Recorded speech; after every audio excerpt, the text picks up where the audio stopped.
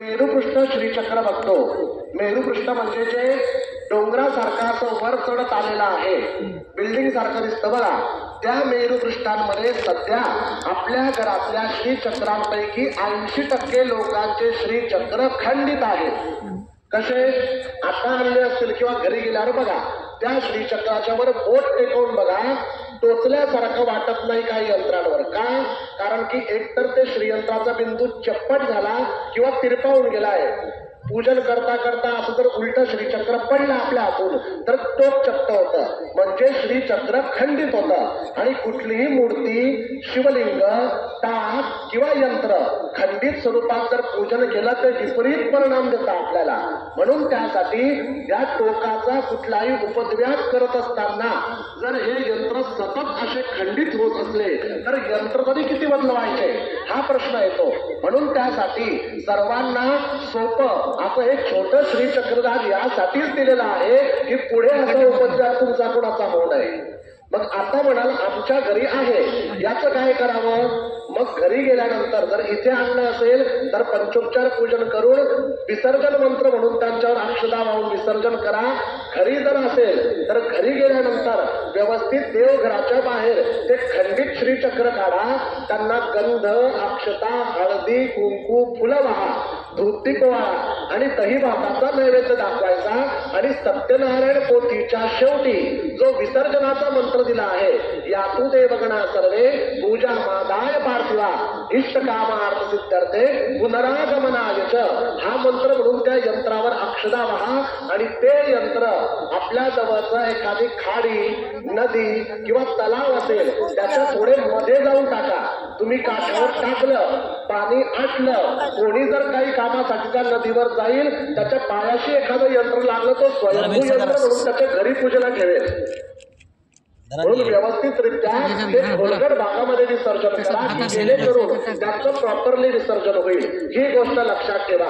वेळ प्रसंगी जर आपल्या घरामध्ये ते कासव ठेवण्याच्या जागेवर सुद्धा जर ठेवायला जागा नसेल तर सरळ आपल्या देवघराच्या वरती असलेले सर्व आपले आसनं, फुलवाती, तुपाचा डबा, नित्यसेवा काय काय वरती ठेवलेलं असतं ते सर्व स्वच्छ करा आणि त्याच्यावर सरळ आसन घेऊन श्रीचक्रराज ठेवू शकतात, काही हरकत नाही. मोठमोठ्या देवस्थानाच्या मस्तकावर श्रीचक्रराज धारण केले येता देणार नाही, म्हणून त्या पद्धतीने पूजन तुम्ही करू शकता. म्हणून असंच थोड्या थोड्या बाबतीतल्या गोष्टींचा खुलासा आपण करत राहू. हात सोडून सोबतच त्या किट मध्ये तुम्हाला एक कुबेर पोटली दिलेली आहे बघा.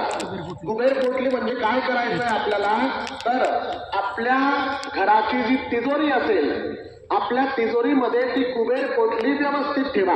महत्वाचं काय, जर 80% लोकांचे श्रीचक्रराज खंडित आहे परंतु 20% लोकांचे चांगले असतील, मग आम्ही काय करायचं त्या 20% चांगल्या श्रीचक्रराजांचं? मग काय करायचं, आपल्या तिजोरीमध्ये व्यवस्थितरित्या उत्तराभिमुख श्रीचक्रराज व्यवस्थित ठेवा. आपल्या तिजोरीमध्ये उत्तराभिमुख म्हणजे मधलं टोक हे उत्तरेला येतं.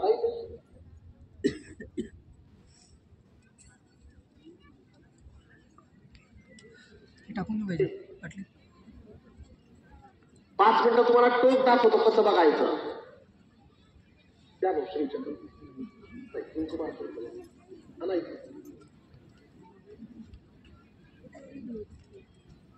झूम करा इकडे यंत्राकडे,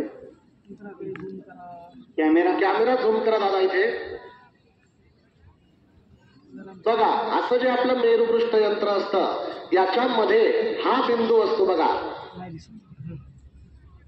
थोडा कॅमेरा झूम करत